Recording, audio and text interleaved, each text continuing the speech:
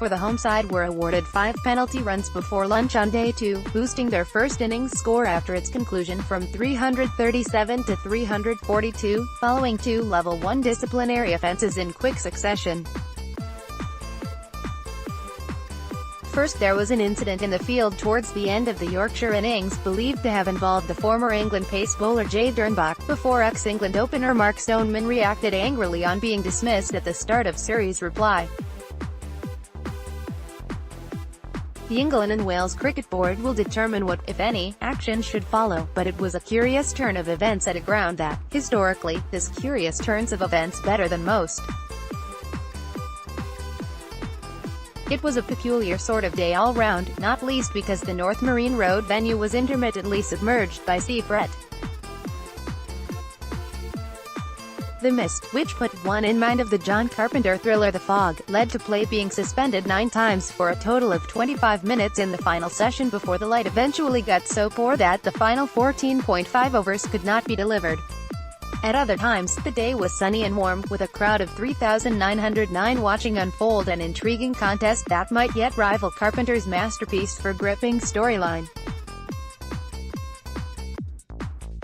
In reply to Yorkshire's 342, Surrey reached 219-7, the visitors finding themselves under the pump as they attempt to stretch their lead at the top of the table. The sea fret was at its thickest in the hour or two leading up to play, which saw Yorkshire resume on 299-8, 4 leg byes off the pads of Jack Brooks raised to 300 from the 4th delivery of the morning and gave Yorkshire a 3rd batting point, Brooks then proving himself one of the best tail-enders in the business by twice lofting Dernbach for 4 over cover towards the pinstripe deck chairs in front of the marquee. Dernbach seemed to lose his cool around this point, repeatedly banging the ball in short as though the stumps were on stilts as opposed to in the ground. Morne Morkel also seemed to think that the best way to remove the tail was to blast it out, but Surrey's short ball tactics were given short shrift by Brooks and Steve Patterson, who soon turned their overnight stand into a 50 partnership raised inside 7 overs. The 8th wicket pair had added 61 when Brooks eventually skied Dernbach to cover, Rory Burns sprinting round from mid-off to take a good catch. The innings ended 2 balls later when Dernbach bowled Patterson to finish with his side's best figures of 4-104, Yorkshire more than doubling their score after they had slipped to 166-6 on the first day. When Surrey replied, Stoneman was given out caught behind off-Ben code and took it about as well as someone who had wandered into their local newsagent to discover that they had just sold out of the Yorkshire Post.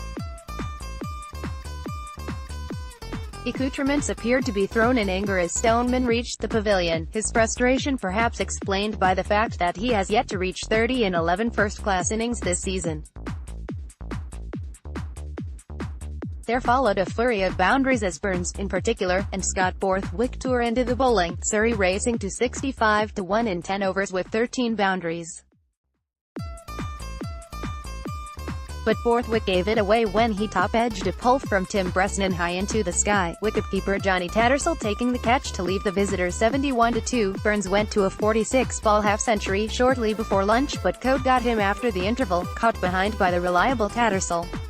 Bresnan struck again to have Ryan Patel caught at first slip by Harry Brook, and the visitors tumbled to 172-5 when Patterson had Theonis O'Brien caught behind for 38, amid the stoppages for sea fret,